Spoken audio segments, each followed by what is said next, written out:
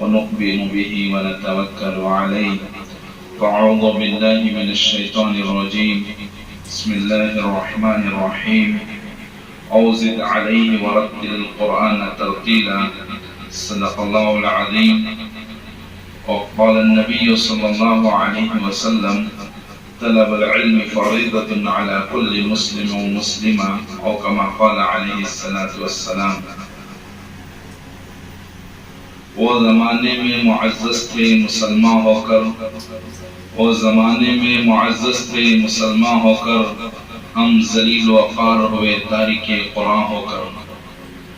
معزز سامعین اعظام، ایک دور وہ تھا کہ جب مسلمانوں کا قرآن سے لگاؤ تھا، جب مسلمانوں کو قرآن سے دلچسپی تھی، اس سے تعلق تھا، نسبت تھی، تو اسی قوم کے اندر مسلمانوں میں بڑے بڑے فلسفہ کو پیدا کیا گیا.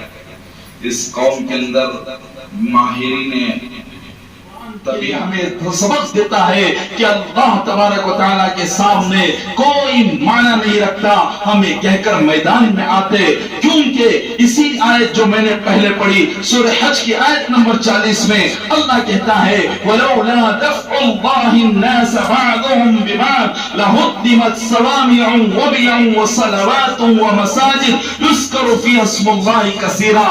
ہم یہ قرآن کو سمجھتے، ہم یہ قرآن کی تعلیمات کو ہمارے سامنے رکھتے تو ہم آ کر کہتے کہ دیکھو ہمارے دفاع کرنے سے، ہمارے ڈیفنس کرنے سے، ہمارے اٹھنے سے دوسروں کے مابت خانے بھی بچیں گے، ان کی عزتیں بھی محفوظ ہوگی، تو ہمارے مساجد بھی محفوظ ہوں گے جس میں اللہ کا کثرت سے نام لیا جاتا ہے.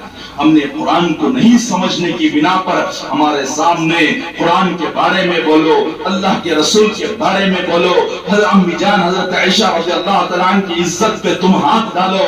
ہم کیوں بزدل تماشائی بنے بیٹھے ہیں؟ اس لیے کہ ہمارے اندر یہ ولولہ جو قرآن چاہتا ہے، وہ ایمانی جذبہ جو قرآن چاہتا ہے، یہ ہمارے اندر نہیں پیدا ہونے کی بنا پر آج ہم ہر چیز کو حکمت کا نام دیتے ہیں. میں تمام سے جتنے بیٹھے ہیں ایک سوال کرتا ہوں، کبھی تبریز انصاری کے نام پر، کبھی اوروں کے نام پر، کہ فستائی طاقت والے جب جے شری رام کا نام لگانے کے نعرہ لگانے کے لیے کہے تو اس وقت جب ان کو مارا گیا، پیٹا گیا، ان کو اوپر ظلم ہوتا رہا، تو ان کی موت ہونے پر اس کے اوپر ہم کہتے ہیں کہ یہ مجبوری ہے. تو بتاؤ یہ قرآن کے پیروکار کرنے والے ان کے اوپر حضرت اسماء رضی اللہ تعالیٰ عنہ کو جب ابو جہل ملعون نے سامنے کھڑا کر ان کے اوپر یہ کہا تھا کہ تو یہ کہہ دے کہ میں محمد رسول اللہ صلی اللہ علیہ وسلم کو نہیں جانتی،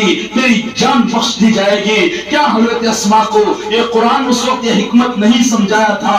کیا حضرت اسماء کو یہ حکمت اس دن سمجھ میں نہیں آئی تھی؟ حضرت خبیب بن عدی کو جب پھانسی کے پھندے پر لگا کر اس وقت اس قرآن کے دشمن، اسلام کے دشمنوں نے سوال کیا تھا کہ خبیب بن عدی تم یہ کہہ دو رضی اللہ عنہ، آپ یہ کہہ دیجئے کہ آپ یہ کہہ دیجئے کہ میں محمد صلی اللہ علیہ وسلم کو نہیں جانتا، آپ کی جان کو بخش دیا جائے گا.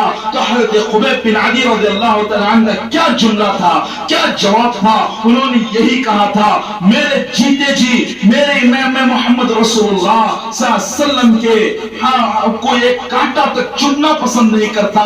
کیا یہ حکمت ان کو سمجھ میں نہیں آئی؟ آج ہمیں سمجھ میں آ گئی کہ ہم کہتے ہیں کہ مجبوری کے نام پر یہ کہہ دیا. تو میرے بھائیوں وہ حدیث پھر کہاں گئی جس حدیث میں یہ کہا گیا تجھے کاٹا جائے، جلایا جائے تو اللہ کے ساتھ کسی کو شریک نہ کرنا. تو یہ حدیث کب ہمارے اوپر لاگو ہوگی؟ یہ ہمیں تبھی سمجھ میں آئے گا جو قرآن کی آیتیں اللہ کی وحدانیت کو بیان کرتے ہیں. جب اس کو ہم سمجھیں گے یہ ہمیں تبھی سمجھ میں آئے گا جو قرآن کی آیتیں ہمیں سیدھی راہ دکھاتی ہیں. اس کو جب ہم سامنے رکھ کر جئیں گے تب ہمیں ہر حال میں ہمارے ہاتھ میں ایمان کو مضبوطی سے پکڑ کر ہم چل سکتے ہیں. اس کے لیے ضرورت اس بات کی ہے کہ ہم لوگ پھر سے قرآن کو اپنا رہبر بنا کر کے اٹھیں. ضرورت اس بات کی ہے قرآن کو ہماری زندگی کی راہ بنا کر اٹھیں. اللہ تبارک و تعالیٰ نے قرآن میں کہتا ہے وَهَدَيْنَاهُ النَّجْدَيْنِ، دونوں راستے ہمارے سامنے بھی، دونوں راستے ہمارے سامنے ہی اللہ ڈھیر دیا ہے. ہم قرآن کو اپنائیں گے, سکسیس ہوں گے, چھوڑیں گے, پھر اس دن یہ بناوٹی حلیہ تو رہے گا, یہ بناوٹی جسم تو رہے گا, یہ لباس تو رہے گا, لیکن اس دن جہاں پر کوئی کام نہیں آتے, علاوہ اللہ کی وحدانیت کی کسی کی طاقت نہیں چلتی, تو اس دن ہمارے پاس یہ قرآن آ کر کے سوال کر دے گا, یہ میرے بارے میں بولتے تھے لیکن عمل نہیں کرتے تھے, یہ مجھے لے کر کے جا کر رکھتے تھے لیکن پڑھا نہیں کرتے تھے, تو یہ حجت بن جائے گا. تو بتاؤ کیا اس دن ہمارا بیڑا پار ہو جائے گا؟ میرے بھائیوں, یہی وہ قرآن ہے جب قبر کے اندر سب لوگ چھوڑ کر آ جاتے ہیں تو فری منکر نکیر کو قریب تک نہیں آنے دینے والی کوئی شے ہے, تو یہی وہ قرآن ہے کہ جس کے پڑھنے پر, جس کے اوپر عمل کرنے پر یہ منکر نکیر کو قریب تک آنے نہیں دیتا. یہی وہ قرآن ہے پڑھ کر بھول جانے پر قیامت کے دن جہنم کے اندر وہاں پر پتھر کے آگ کے پتھر کو لے کر سر کو پھینک کر مارا جائے گا. یہی وہ قرآن کے بھولنے پر یہ عذاب بھی ہوگا. یاد رکھنا, بچپن میں پڑھا تھا, آپ بھول گئے, تو یاد رکھو آپ کے لیے سہولتیں والے بن گئے. اس لیے میں آپ سے گزارش کرتا ہوں, جو نوجوان, جو بوڑھے عمر کے ہیں, آپ لوگ بھی نیت کریں کہ آج سے جانے کے بعد ہم بھی قرآن کو پڑھ کر اپنی زندگی کو کامیاب بنانے کی فکر کریں گے.